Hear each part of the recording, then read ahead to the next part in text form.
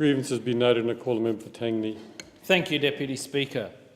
The litany of failure that haunts this Labor government will not be buried with another dethroning. The Labor Party believes it right that the cup of power be the preserve of their grubby, faceless men. How dark a day. How dark a day. The undying speculation regarding Labor leadership distracts from the real issues that we should be debating in this place. Real issues like, why is it that Labor have had 6 years, 3 years of Rudd, 3 years of Gillard, and between them they could not deliver even one surplus? 6 years of that Labor has left us paying nearly $8 billion a year in interest on our national debt to overseas creditors. To put it in perspective, that is $350 of interest payment for every man, woman and child in Australia without even touching the principal. Contrast this to earning interest from overseas debtors when the Howard government was in control of the purse. But it isn't just fanciful economic projections and flagrantly false and fatally flawed premises as per the carbon tax and the ETS. No, it's a cascade of mistruths, half-truths and no-truths that have left our country worse off and more than a little peeved off.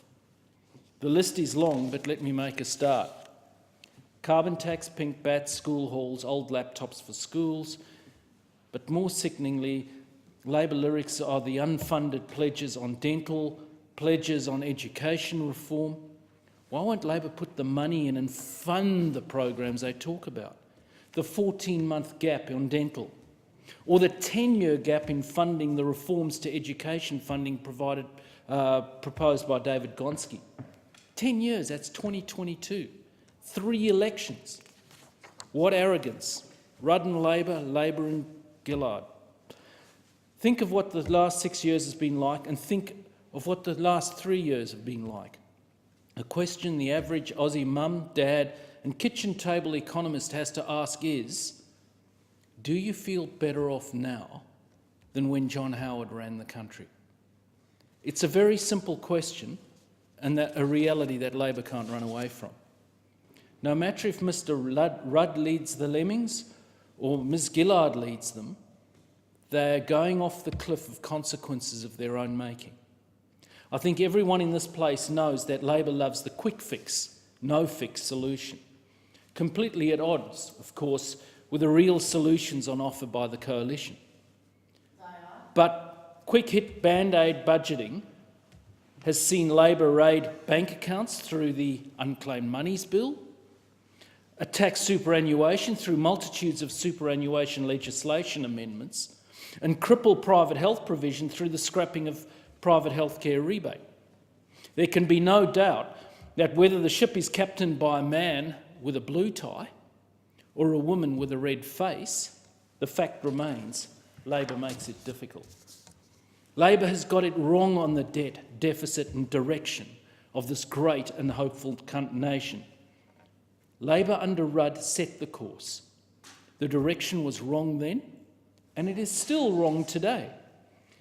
Any time a country sees its competitiveness decrease rather than increase, the direction is wrong. Yet Labor celebrated and continues celebrating the deceiving of the Australian public on the science of the carbon tax and celebrate the wrapping of suffocating tight jacket on Australian business. This is not a propaganda piece, I'll leave that to Labor. Consider this, the latest metrics on consumer and business confidence, as well as business investment, are all moving downwards. This at a time when internationally most significant leading indicators have registered a significant uptick. Labor have got the country moving backwards. The coalition and the people want to move forward. Labor is tired and troubled. Makes no difference whether the poison is called Rudd or Gillard, it's still Labor. It's still rotten. The real alternative to get Australia moving is to put responsibility and maturity back to work for the Australian people. My colleagues and I, under the disciplined leadership of Tony Abbott, pledge ourselves to the service of all the people of Australia. The Coalition will reduce the red tape that started under Rudd and continued under Gillard. The Coalition will commit to conscientious conservation and common sense. We will return maturity and decency to the highest office in the land. The Coalition will benchmark policy and practice against international best practice and utilise cost-benefit analysis as a point of first principle. We will never throw good money after bad. Remember what it was really like under Rudd. Ruddvana, it is not. If this is the final chapter in the saga of the leaderless, dare I say rudderless, Labor Party, then it will be more of an epic and more unbelievable than those happenings in a galaxy far, far away. Think about the mendacity of a mendacious Prime Minister who promises there will be no carbon tax under the government she leads. Once a Prime Minister begins on such a mendacious path, there is no turning back, and the entire Labor Party and government become completely imbued with mendacity. Let me briefly remind the House of the Labor stages of hell. The mining tax that raises no tax and ignores the constitutional reality that the resources belong to the states. NBN failed. School halls failed. Bank guarantee failed, and those smaller financial institutions are still feeling the effects. Green loans failed. Green cars failed. Plasma TV giveaways. Roll up, so much more to throw away. Fuel Watch failed. Grocery Watch failed. Set-top boxes, solar homes, pink bats, and most spectacularly, border protection. Never has this country been so vulnerable to attack from outside and inside these shores. And yet the primary responsibility of the government, the first obligation of the social contract, is to defend the nation. As Labor has so blatantly abrogated responsibility for our security, and then consequently they should give that job to those that can do it and give back to the people their ill-gotten power. Remember, it was Mr. Rudd who led the charge to dismantle the successful suite of Howard-era policies that had effectively stopped the boats. It was Mr. Rudd who was so keen to scrap the Pacific solution for bloviating bluster and swapping arrangements, back and forth, starting and stopping. These dangerous times require a strong and serious government. That is what my colleagues and I are offering to the people of Australia on September the 14th, because that is what they deserve. This fiasco of boat people slipping through the net and radicalising whole communities must and will end. I will not stand by to witness any more rivers of blood. Criminals, murderers and terrorists are not welcome in Australia. Not now, not ever.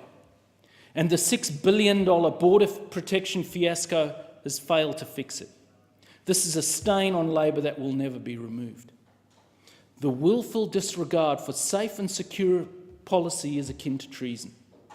The lives of those lost both here in Australia and at sea. The people of Tangney have told me that there is no way, no ruddy way, that they want to go backwards. The people in the Perth suburbs, burdened by the cost pressures of Labor profligacy, cannot bear another term of Labor. I implore the members opposite to ask small business owners of Applecross or Ardross, Willetton or Winthrop, how are they going? How are they going? The answer is simply, they are not. When I talk to Sinclair Jewellers in Ardross, they tell me that the margins are razor thin. How does it make a difference if the crippling constraint of the heavy socialist hand wears a pink or a red glove? Let business get back to business. Australian business will be free to get on with it again under the Coalition. The Coalition knows that words matter and that actions matter even more.